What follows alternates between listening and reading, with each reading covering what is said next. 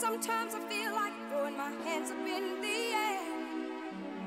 I know I can count on you. Sometimes I feel like saying, Lord, I just don't care. But you've got the love I need to see me through. The building has really done wonders over the years, and I think a lot of people, including the staff, are very fond and have an attachment to the current building.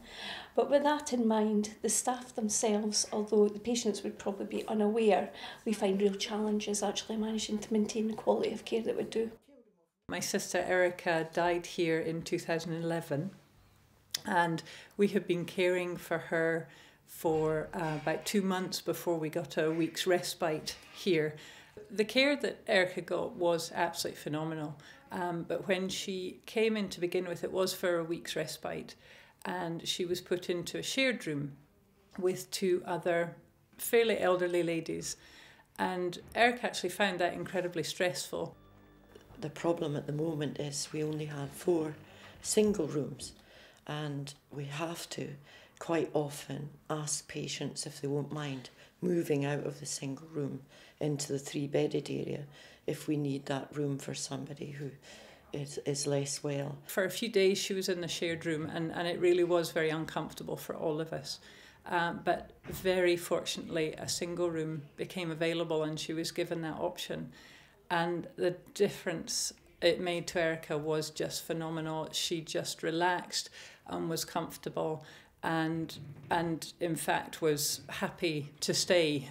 It's pretty awful at times because for the nurse as well, because we have to pluck up the courage to ask somebody to move out of a room that they're well settled in, they have the privacy to see their families there, and to move out into another area where it's more public.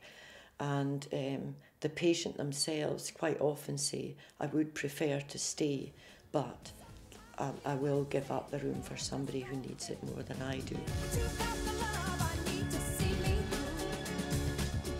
Our inpatient unit is now over 25 years old, and at half the size of current guidelines, it no longer provides the levels of privacy, dignity and choice our patients and their families deserve.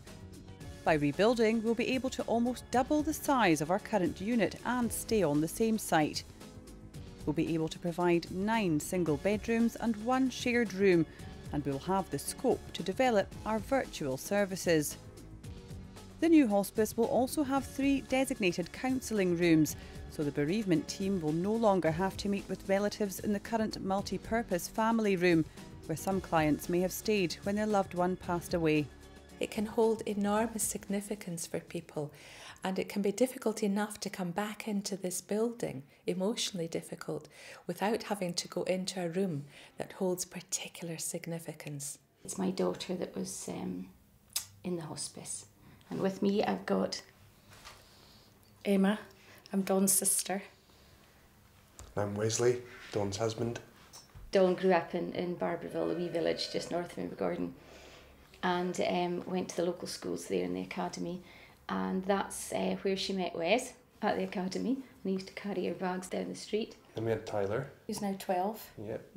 Then later on Dawn got cancer, breast cancer, and yeah, little Missy, who's now 6, came along, and she's our little angel. Oh, she is. Not always. Oh, she is. 16 years later, we got married. Yes. In the hospice. In the hospice, yes. But certainly Dawn was 36. Dawn was 36 when she passed away. She was extremely brave. I think if I had one word to say about her, it would be courage. Total courage. She was overwhelmed. It would overwhelm you, her courage. We were very lucky because Dawn did always have her own room, and we were always able to stay. You couldn't do that if you're in a ward, so... No, if you're in a ward. So again, good luck to any rebuild, because it's essential and it's very, very, very important. We have launched the project Build Appeal to raise the funds required to rebuild Highland Hospice. I've assembled a team around me of 8 other people on the committee to raise the £6.5 million we need to raise. The hospice is providing £2 million of that, leaving £4.5 million to be raised. The Highlands is quite a small pool to take money out of, but we so desperately need this money to enlarge the hospice and keep it going for another 25 years at least, and we'd be very grateful for anybody that can give us money to realise this. We look back and we have a lot to be thankful for. You know, that it was all done so well for us. You got the love. You got the love. I want everybody who needs a bed in here to be able to be here.